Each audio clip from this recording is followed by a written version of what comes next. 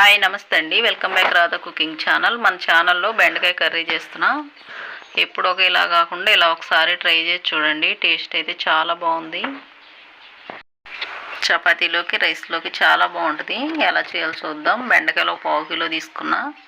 శుభ్రంగా కడిగి ఈ విధంగా కట్ చేశాను. పొయ్యి ఆన్ చేసి కడాయి పెట్టి 3 స్పూన్ల ఆయిల్ వేసుకోవాలి. ఇప్పుడు ఇందులో కట్ చేసిన ముక్కలు ఫ్రై చేసుకోవాలి. ఎక్కువగా ఫ్రై అవనవసరం లేదు. జిగురు లేకుండా పచ్చి వాసన పోతే సరిపోద్ది. ఒక 2 నిమిషాలు ఫ్రై చేస్తే సరిపోద్ది. ఛానల్ ఎవరైనా సబ్స్క్రైబ్ చేసుకోకపోతే సబ్స్క్రైబ్ చేసుకోండి. వీడియో నచ్చితే లైక్ చేయండి. ఈ విధంగా ఫ్రై అయిన తర్వాత ఇవి తీసేసుకోవాలి. ఇదే కడాయిలో కర్రీ చేసుకుందాం. ఇందులో కొంచెం పోపు దినుసులు, ఒక ఎండుమిర్చి, ఒక రెమ్మ కరివేపాకు వేసాను. ఇవి కొంచెం ఫ్రై అయిన తర్వాత ఒక ఉల్లిపాయ కట్ చేశాను సన్నగా. ఈ విధంగా కట్ చేసి వేసుకోవాలి. ఒక పచ్చిమిర్చి, ఇవి కాస్త ఫ్రై చేసుకోవాలి.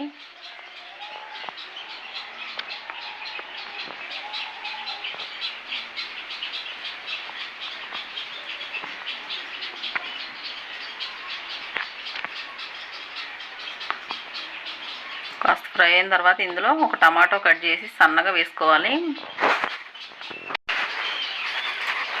టమాటా మగ్గేంత వరకు ఫ్రై చేసుకోవాలి.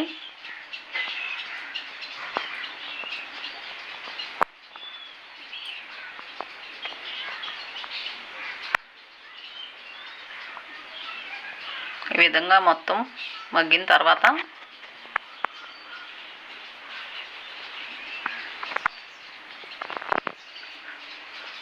ఇందులో కొంచెం గరం మసాలా వేస్తున్నా,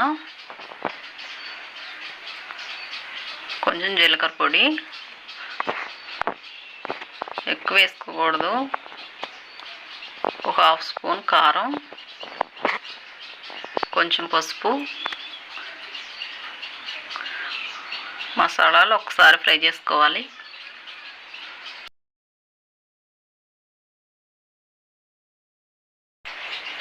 ఇప్పుడు ఇందులో ఉప్పు వేసుకోవాలి తగినంత.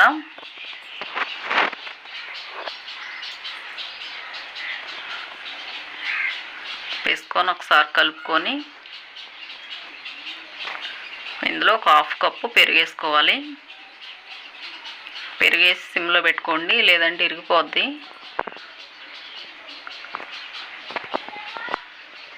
ఎక్కువ టైం కూడా ఏం పట్టదు.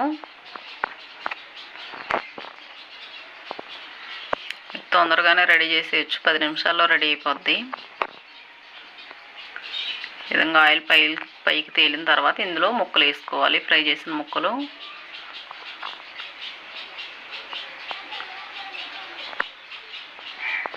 ముక్కలు చెదిరిపోకుండా స్లోగా కలుపుకోవాలి.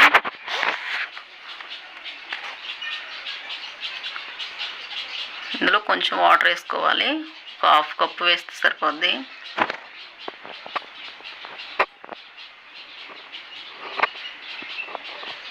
మసాలాలంతా ముక్కకు పట్టించుకోవాలి. మూత పెట్టేసి ఒక 5 నిమిషాలు ఉంచామంటే రెడీ అయిపోద్ది.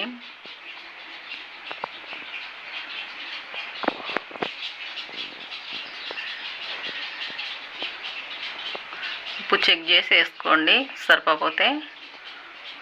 ఈ విధంగా కర్రీ మొత్తం దగ్గర పడేంత వరకు ఉడికించుకోవాలి. స్టవ్ ఆపేసుకొని గిన్నెలో తీసేసుకుంటామే. చపాతీలోకి రైస్లోకి కానీ టేస్ట్ అయితే చాలా బాగుంటుంది. మీరు ఇలా ఒకసారి ట్రై చేసి చూడండి. ఎలా వచ్చిందో కామెంట్ చేయండి.